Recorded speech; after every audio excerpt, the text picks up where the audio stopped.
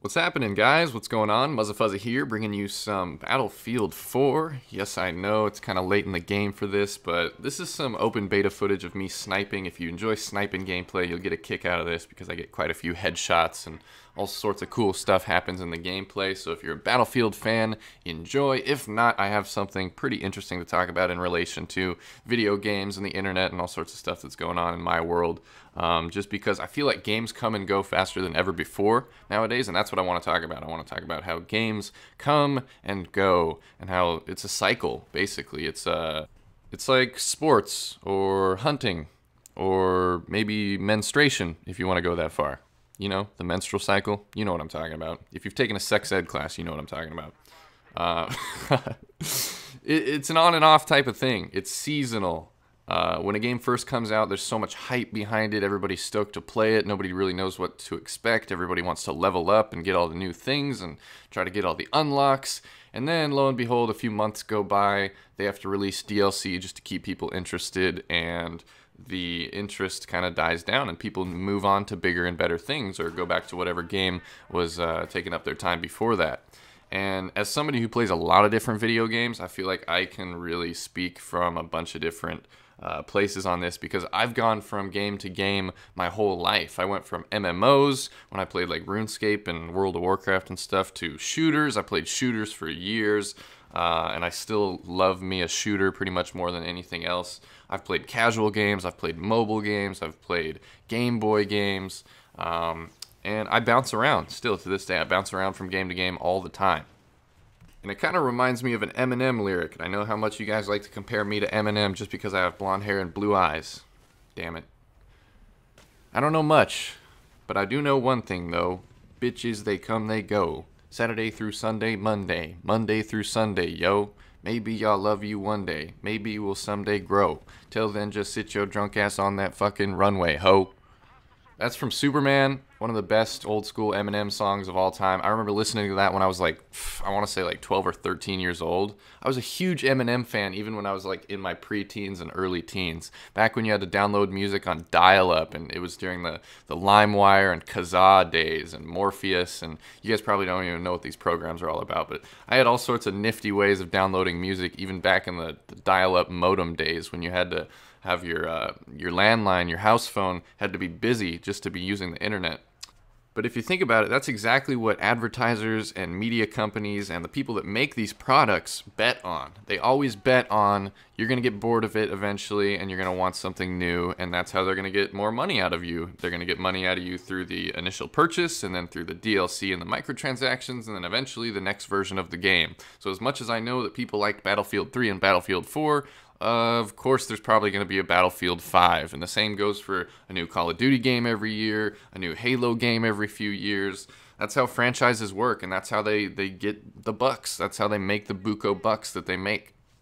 So if you want to be a smart spender and you don't want to buy a whole bunch of games that you're barely going to play before the next version of that game ends up coming out, you got to be really careful with what you put your time and money into, because I know that I've made plenty of gaming mistakes. I've bought video games that have just sat on my shelf and collected dust, and I barely even played them, and I paid $60 for that game and I didn't even get any use out of it. And then I've had other games where I bought it and I played it so much that I got probably hundreds of dollars worth of playtime out of it, and that I feel pretty satisfied about. And that's the kind of games that I really go for, is something that you end up playing it way more than you thought you ever would.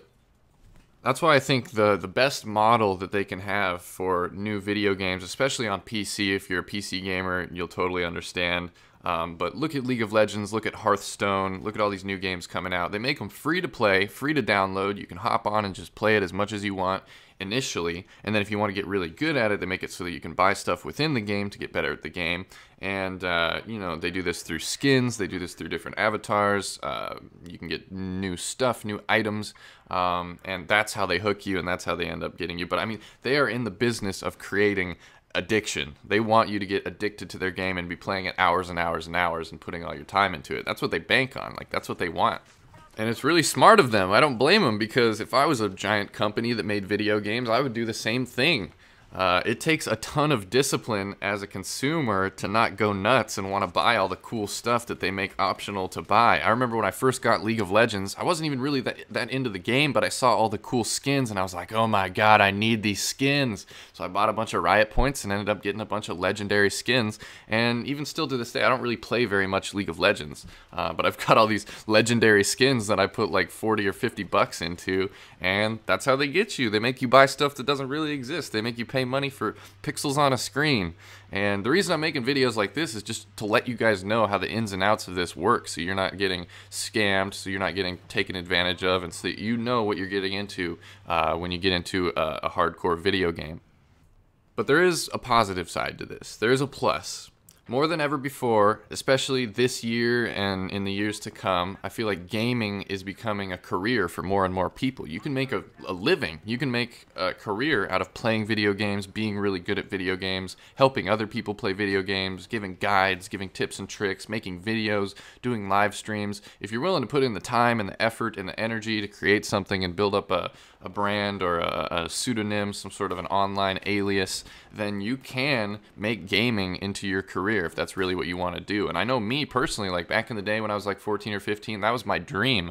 I was watching G4 and I was watching old school Halo 2 and Halo 3 MLG, and I was like, these people can play video games for a living? That doesn't even make sense. And nowadays it's more out there and more available than ever before. All you got to do is get the setup right, be able to capture your gameplay, be able to put it out online, and hopefully find an audience and build yourself up. And I think there's room for more. There's always room for more people. There's always room for more growth.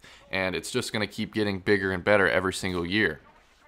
So to sum things up, games will always come and go. There's always going to be something new to play. But gaming itself and being a gamer is forever. If you got that in your blood, if you're a hardcore gamer, if you know what I'm talking, I mean, I've been playing video games since I was 5 years old, so I'm going on 17 plus years of video games at this point, and I still love it just as much as I ever have. And I feel like there's way more to play now than there ever has been before. And I still enjoy going back and playing old school games from time to time. So I hope you guys enjoyed. If you like this video, please drop a like. I appreciate all the support. Thank you guys for watching. Check out all my links down below in the description for Twitter and Facebook and Instagram and all that stuff. Also, if you could follow my live stream on Twitch, that would be amazing. Twitch.tv/Muzzafuzza. Links down below in the description. Just go click that purple follow button and you will be alerted every time I go live. Thanks for watching. I will see you guys next time.